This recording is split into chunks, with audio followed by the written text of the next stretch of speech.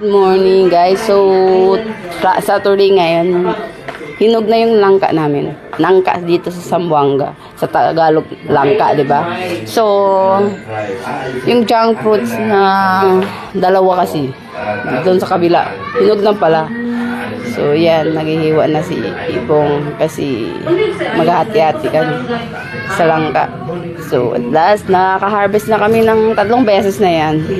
So, yun lang guys. It's Saturday. So, langka tayo. Pero yung mga may high blood, bawal to. Yun lang guys. Thank you for watching. God bless. Please like, share, and subscribe my YouTube. Kaya sa ako. So, nangka namin. Anak